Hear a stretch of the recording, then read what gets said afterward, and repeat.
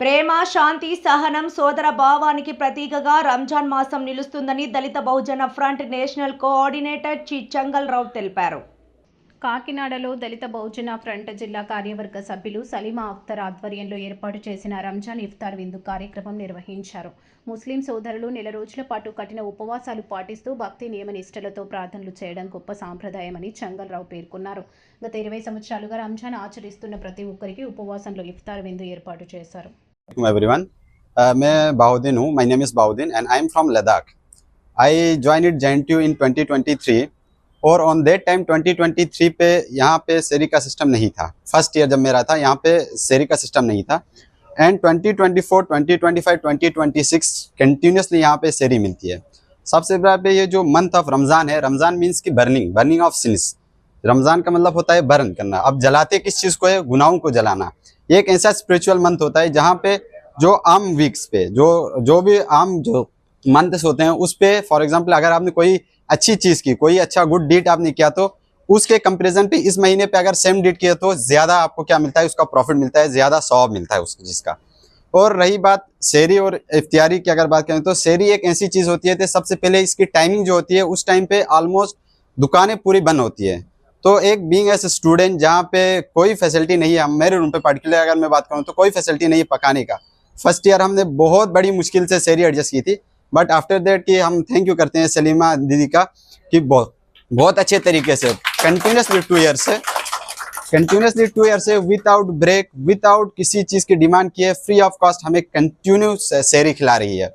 And one more thing कि आज इसी ही फेस्ट के लिए हमने थोड़ी सी मदद के लिए बुलाया था तो हमने थोड़ी सी मदद की थी.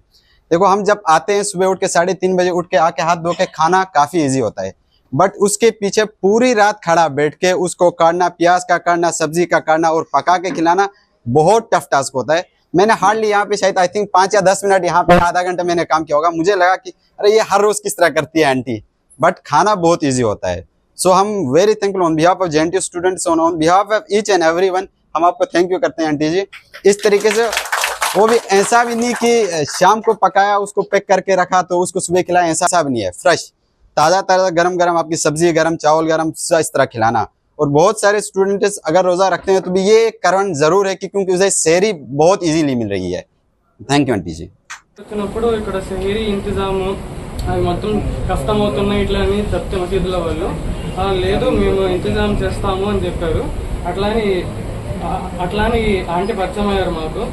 అంటే ఆంటీ మాకు 30 days 50 to 60 members దాకా ప్రతి ఒక్కరికి కాదనకుండా ఒకవేళ అయిపోతే మళ్ళీ చేసి మళ్ళీ పెడుతుంది ఫ్రెష్గా. దానికి చాలా థ్యాంక్స్. అండ్ జేఎన్ తరఫు నుంచి ఇంకా శామ్ ఇన్స్టిట్యూట్ తరఫు నుంచి అందరు grateful and thankful to madam గారికి. ఎందుకంటే ఆ టైంలో లెగసి అంటే మామూలుగా ఆ టైం 3:30కి ఉండడం అంటే ముందుగా లగవాలి 12కి 1కి అప్పుడు లెగిసి మరి చేస్తే కానీ అది అవ్వదు.